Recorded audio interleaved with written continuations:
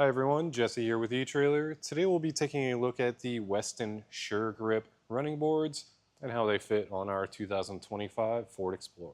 If you're looking for an easier way to get in and out of your vehicle, but you also want to retain the factory look, I think these are a good option. Here's a closer look at our running boards installed on our neighbor's vehicle.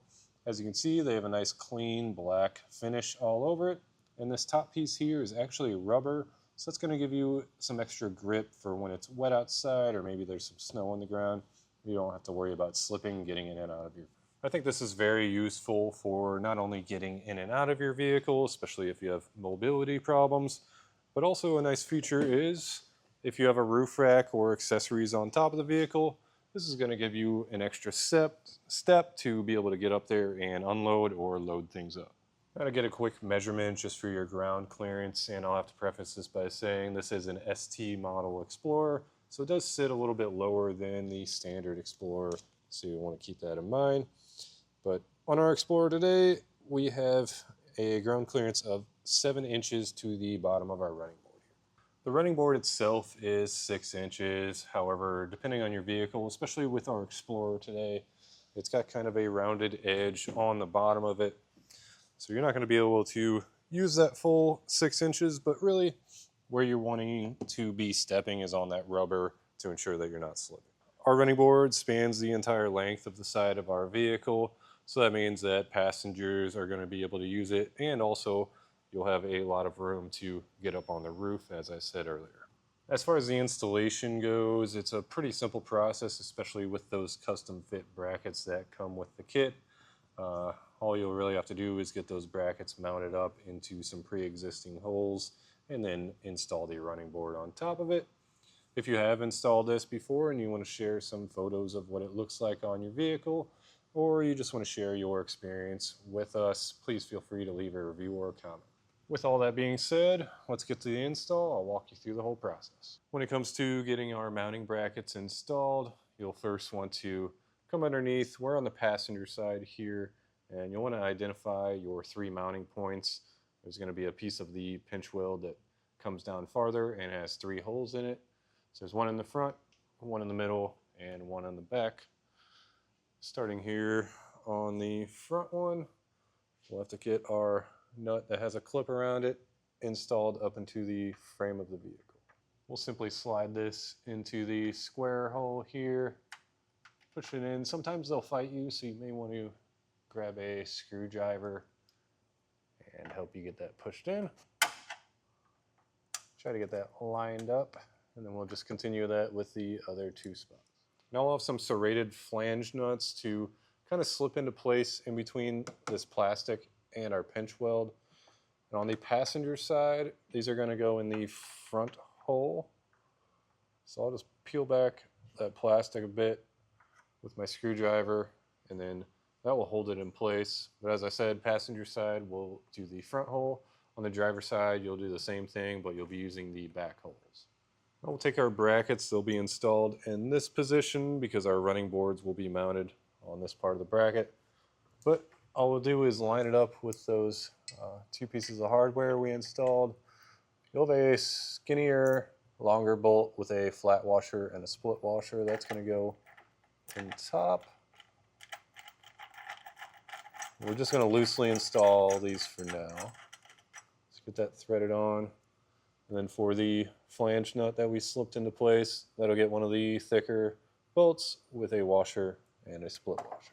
Before we lift our running board into position, we'll need to do a few things. So we'll start off with installing our weather stripping. There's going to be a slot right here for it, but we will have to remove one of our end caps to get it slid into position. So there's 3 Phillips screws. You can do this from either side, but I'll do it on this side. You have those 2 smaller screws there, and then one slightly larger one.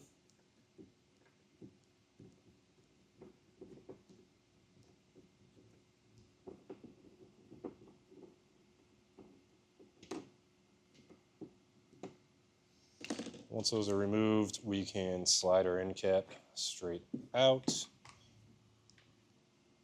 Then take our weather seal and just slide it all the way through our slot.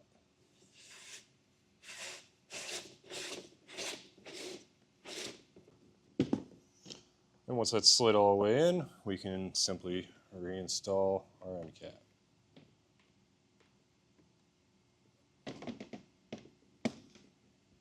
Now we can slide our hardware into the slots. We're going to be using the two outside slots. Start with this one.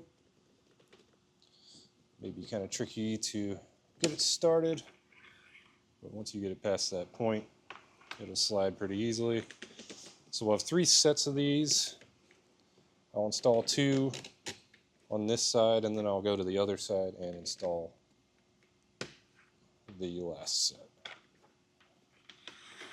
Now we're ready to lift it up onto our brackets. One thing I've found out is with that weather seal, you'll want to kind of push it against that seal just to make sure that it doesn't slip under the pinch weld. And then we can line up our hardware with the slots, just going one bracket at a time. Now that we have everything slid into place, you can slide it forward and backwards. As far as adjusting it, there's really no measurements in the instructions for you. Just kind of even it out. It's personal preference, really. Just make sure that you're not going to rub your tires or anything like that. But from there, we'll take our hardware, which is a locking nut and a flat washer, and we'll get those installed onto the bolts that we slid into the running boards. Now we can tighten everything down. I like to start by tightening down our brackets. That way we can make some minor adjustments with the running boards if we need to. But I'll start with our pinch weld bolts. It's a 16mm socket, and I'll use a 15mm wrench to hold on to that nut.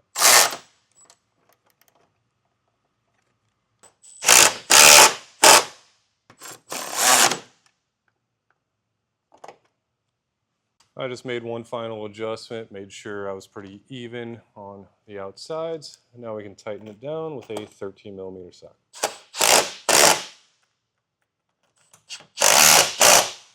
Now we'll go over everything with a torque wrench, make sure everything's torqued down to the specifications and the instructions. And we just have to repeat that process on the driver's side. Essentially, it's the same exact process.